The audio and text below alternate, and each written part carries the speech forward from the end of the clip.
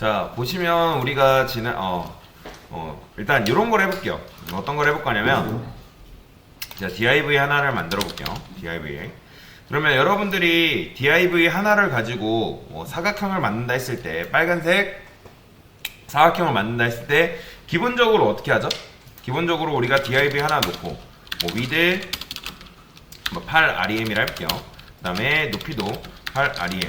그 다음에 뭐라 할까요? 백그라운드 컬러 레드 주면 이런 식으로 이제 완성이 됩니다. 그죠? 이렇게 이제 사각형이 하나 만들어지는데, 이게 이제 전통적인 방식인 거죠. 그동안 이제 HTML과 CSS를 우리가, 그러니까 즉 엘리먼트를 디자인하는 전통적인 방법이라 보시면 돼요. 그런데 요런 방법이 좋긴 해요. 굉장히 이제 뭐 나쁜 방법은 아니고 지금도 많이 고수하고 있고 굉장히 많이 쓰이는 CSS 디자인, 즉 스타일링 방법 중에 하나입니다. 자, 그런데 제가 뭐 HR 태그는 그냥 밑줄 태그입니다. 참고로 그냥 잘 안 쓰기 때문에 그냥 알아만 두세요. 자, 여기다가 섹션이라는 걸 하나 만들어 볼게요. 섹션이라는 거 하나 만들고, 자, 어떤 생각을 하게 되냐면 나중에 이 HTML이라는 게 문서가 굉장히 많아진단 말이에요. 어떤 코드를 작성하는 데 있어서, 예를 들어서 네이버를 들어가 볼게요. 그러면 네이버만 들어가 봐도 컨트롤 U 눌러보면 이게 지금 HTML이거든요. HTML 문서인데 이런 식으로 문서가 굉장히 길어요. 이해되시나요? 그러니까 이거를 지금 코드로 작성을 하다 보니까, HTML 문서로 이걸 작성하다 보니까 어떤 일이 발생하기 시작했냐면, CSS를 딱 찾긴 하는데, 우리가 CSS 일반적인 전통적인 방법으로 스타일링 하는 방법은 어떻게 해요?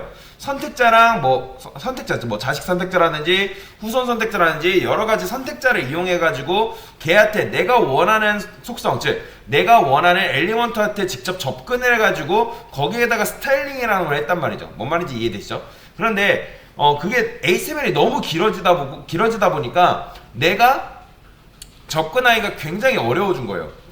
분명히 이가 무슨 말이냐면, 선택자에 내가 잘 익숙하고 적절하게 잘 쓸 수 있다면 얼마든지 선택자를 이용해 가지고 HTML 태그에 내가 적절하게 이제 가서 접근해서 디자인, 즉 스타일링을 할 수 있는데, 익숙치 않고 너무 어려운 거죠.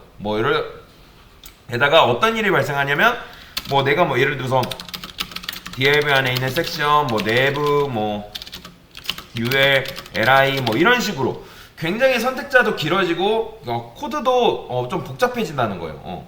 그렇기 때문에 어떤 생각을 하게 됐냐면, 나는 요런 걸 생각하기 시작한 거예요. 클래스가 뭔지 아시죠, 여러분들? 클래스 여기다가 W32. 자, 일단 이게 뭔지는 여러분들 몰라도 됩니다. W30이라는 걸 딱 이제 걸어놔요. 그 다음에 당연히 이거는 이제 클래스 이름이잖아요, 지금. 그렇죠? 그러면 여기다 어떻게 하냐면, W32한테, 자, W는 width의 약자거든요? width 한 다음에 여기다가 8rem을 이런 식으로 부여를 하는 거예요. 그러면 이 W32한테 여기 클래스에다가 우리가 이런 이제 속성을 부여했기 때문에 이 섹션이라는 녀석이 뭐가 들어가냐면 요 속성이 그대로 적용이 되는 거예요. 그 다음에 하나만 더 해볼게요. H32. 그 다음에 H32가 없잖아요. 그렇죠? H32 한 다음에 얘는 H는 높이인데 여기다가 8REM이라고 적는 거죠. 그 다음에 요거는 실질적으로 있는 거긴 한데 색이 좀 다르긴 합니다. BG 레드 500이라 해볼게요. 그냥 그 다음에 500은 그냥 신경 쓰지 마세요. 일단 여기다 백그라운드 컬러 레드 이렇게. 그럼 동일하게 이런 식으로 사각형이 만들어지는 걸 볼 수가 있는 거죠. 보이시죠? 그러니까 이걸 왜 이렇게 하게 됐냐면, 이걸 뭐라고 하냐면 유틸 방식이라고 합니다. 유틸 방식 또는 라이브러리 클래스 방식이라고 해요. 그러면 왜 이걸 도입하기 시작했냐? 아까도 말씀드렸던 것처럼 우리가 우리가 실제적으로 디자인 스타일링을 하려면 선택자 이용해가지고 대상 HTML에 접근해서 스타일, 이게 우리가 기본적으로 전통적으로 했던 방식 중에 하나예요. 그런데 이 방법의 문제가 뭐냐면 코드의 길이가 일단 길어진다. 그리고 두 가지 하나 더 있어요. 하나 뭐냐면 접근하기가 좀 힘들다. 내가 원하는 HTML에 접근하기가 조금 어렵다. 많이 어려운 건 아니지만 조금 어려운 거예요. 조금. 그래서 우리가 좀 더 쉽게 HTML에게 직접적으로 접근하기 위해서 생각하는 방법이 뭐냐면 라이브러리 클래스 방법이다. 이걸 또 다른 방법으로, 또 다른 이름으로 유틸 방식으로 합니다. 유틸 방식이다. 그래서 요걸 이제 지금 실무에서 굉장히 밀고 있는 방식 중에 하나예요. 실제로도 많이 쓰이는 방법이고, 이것도 뭐 안 쓰는 건 아니고 실무에서 요런 방식을 많이 채택해서 쓴다. 그리고 뭐 개인 프로젝트 할 때, 개인 뭐 모작할 때도 요 방식을 많이 선호하는 편이에요. 그래서 이런 식으로 내가 원하는 클래스를 이런 식으로 엄청나게 만들어 놓는 거예요. 여기다가 뭐 예를 들어 라이브러리 클래스를 해가지고 엄청나게 많이 만들어 놔요. 내가 원하는 뭐 속성에 관련된 게, 그러니까 말 그대로 커스텀 하는 거죠. 커스텀. 하나를 클래스를 만들어 놓고 거기다가 커스텀이라는 걸 하는 거예요. 커스텀.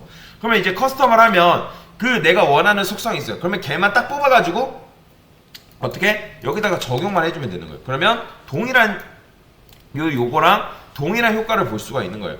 그렇다고 이게 100% 좋냐? 그건 또 아니에요. 예를 들어서 CSS로 이제 스타일링을 해야 되는데 CSS가 길이가 굉장히 길어지는 경우가 있단 말이에요. 한 HTML한테. 그렇기 때문에 그런 경우에는 이런 방식을 선호를 합니다. 이렇게 쓰는 걸. 그런데 단순하게 내가 뭐 예를 들어서 어떤 A 하나만 접근해서 써야 돼요. 우리가 뭐 예를 들어서 AT가 여러 개 있다 했을 때 우리가 보통 뭐 하나의 A만 접근하려 했을 때 어떻게 접근했죠? NTH 개념 도입해가지고 뭐 예를 들어서 뭐 UL 뭐 LI가 한 곱하기 4개, 그 다음에 뭐 4개 한 다음에 A가 있다 했을 때 이런 식으로 있다 했을 때 여러분들이 요 A에만 접근하려면 어떻게 접근했죠? 우리가 UL, LI 한 다음에 NTH 3 해가지고 그 자식 선택자 써서 A한테 접근했었잖아요. 그쵸? 어떻게? 이런 식으로 UL, LI, NTH 차일드 3. 그러니까 이게 너무 번거로운 거예요. 이게 너무 번거로운데, 왜냐면 나는 얘한테만 딱 디자인을 주고 끝낼 건데 얘만 주면 끝나는 건데 이게 이렇게 쓰는 게 코드가 너무 긴 거죠. 그래서 우리가 방식을 선택한 게 뭐다? 요 라이브러리 클래스 방식이다. 예를 들어서 얘한테 너비 32만 줘야 돼요. 너비 32만 얘한테만 딱 줘야 되는데 이렇게 하자니까 너무 귀찮은 거죠. 그래서 요것만 딱 만들어 놓으면 어떤 게 가능하다? 여기다가 클래스 만들어 가지고 이렇게 해주면 얘가 W30이라는 속성이 그대로 들어가는 거예요. 그래서 이게 바로 뭐다? 라이브러리 클래스 방식이다. 요즘 많이 쓰고 있는 방식이고 실무에서도 실제로 라이브러리 클래스 방식은 많이 쓰는 방식입니다. 그래서 일단 엘리먼트 스타일링 하는 방법 중에 다른 방법에 대해서 설명을 드린 거예요.